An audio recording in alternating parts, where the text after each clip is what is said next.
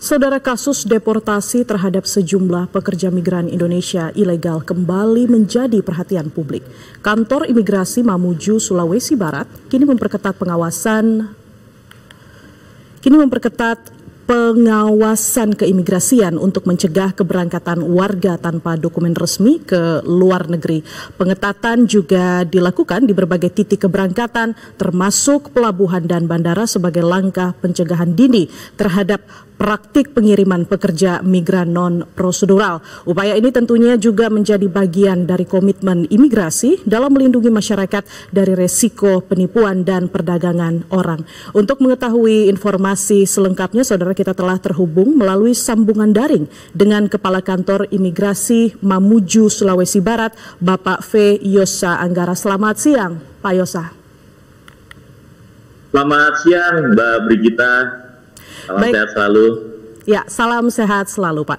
Pak, bagaimana melihat perkembangan kasus saat ini di Sulawesi Barat? Sebenarnya sudah sampai tahap apa proses penindakan terhadap WNI ilegal ini, Pak?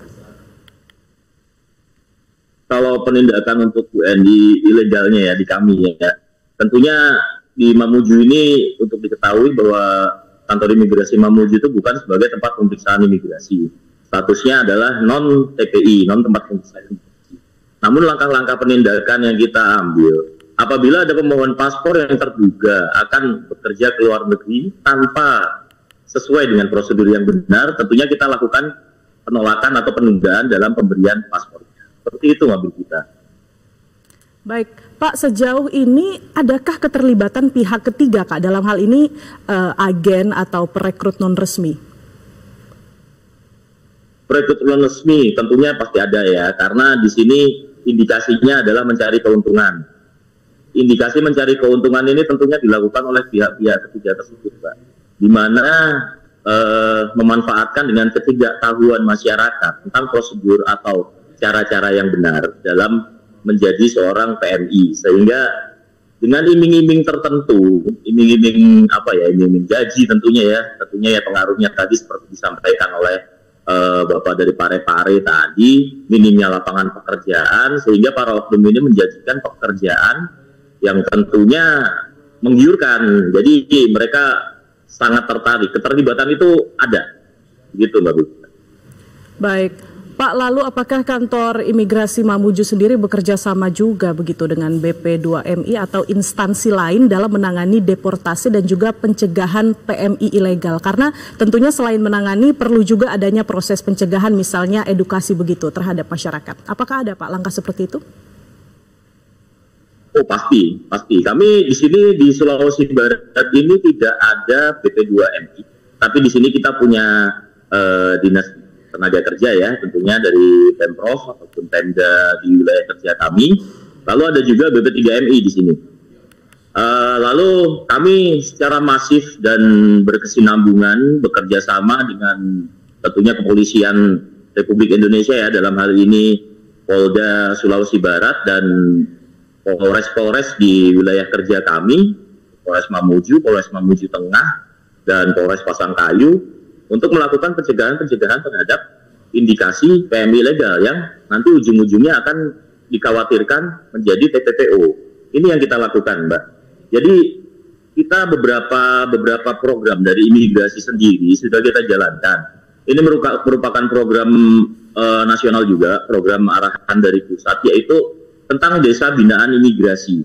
Nah, di sini kita tempatkan juga Pimpasa, seperti halnya Polri menempatkan Babinsa dan TNI juga menempatkan Babinsa. Nah, kita tempatkan Pimpasa di desa-desa tersebut. Tujuannya apa? Tujuannya adalah pencegahan terhadap TPPO, di mana kita memberikan konseling dan sosialisasi secara masif tentang bahaya TPPO.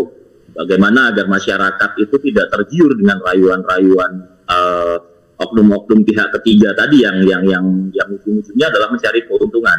Nah, itu secara masif kita lakukan untuk pencegahan. Demikian, Mbak. Baik, Pak Yosa, selain program nasional kemudian juga sinergitas yang dilakukan kantor imigrasi dengan instansi lainnya, apakah ada langkah konkret lain juga, Pak, yang dilakukan untuk tentunya memperketat pengawasan terhadap calon PMI ilegal di pelabuhan maupun juga bandara? Oh pasti, kalau itu pasti. Pastinya kami menempatkan petugas-petugas ya, menempatkan petugas kami baik secara terbuka ataupun tertutup. Karena balik lagi di Kani Mamuju ini, kantor imigrasi Mamuju ini tidak ada bandara atau pelabuhan internasional. Jadi kami tempatkan untuk pencegahan keberangkatan secara domestik.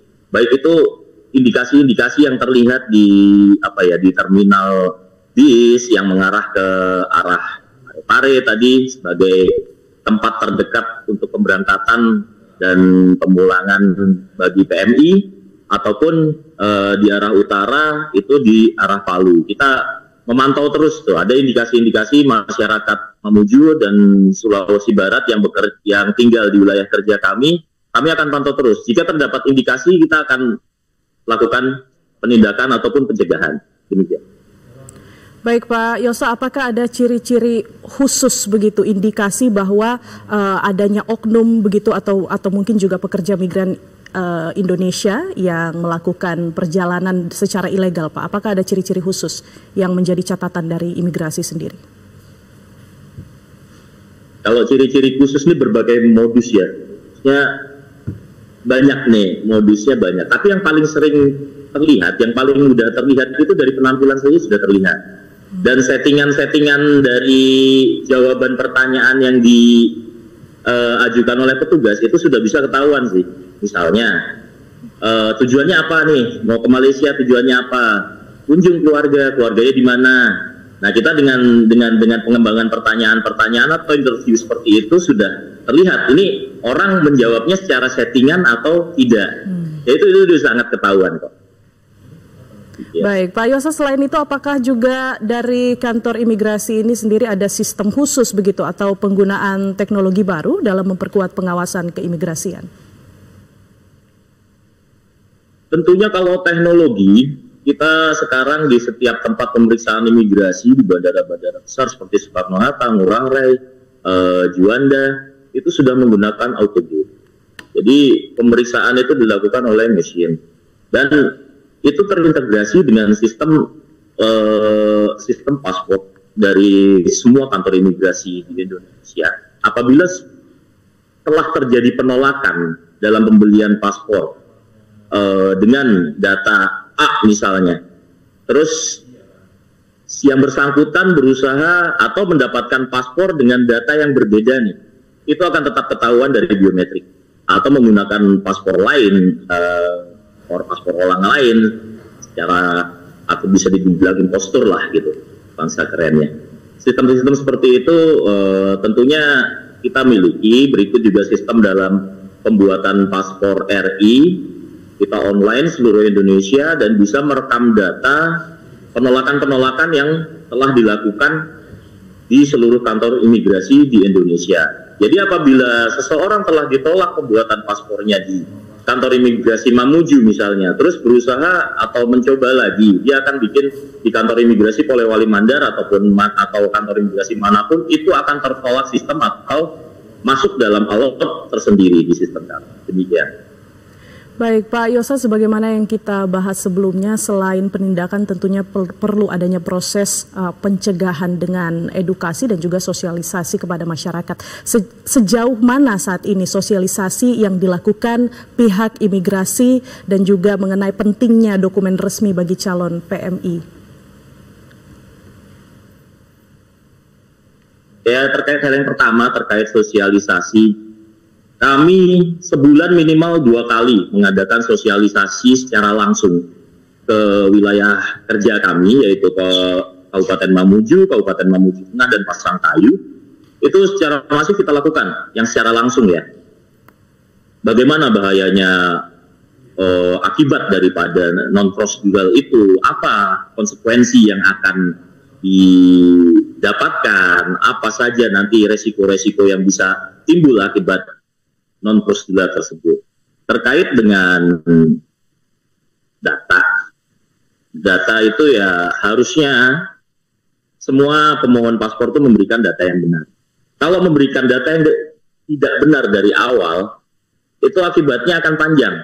Selanjutnya akan susah tuh ngurus apa-apanya. Apabila kalau ketahuan, itu bisa diblok tuh.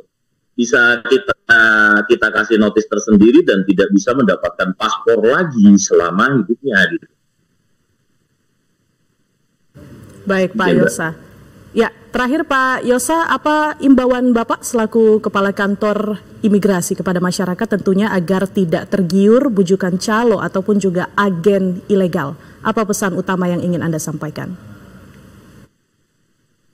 Pesan utama dari saya selaku Kepala Kantor Imigrasi Mamuju ya, tentunya dalam menyikapi rayuan nih, hati-hati, cek keabsahan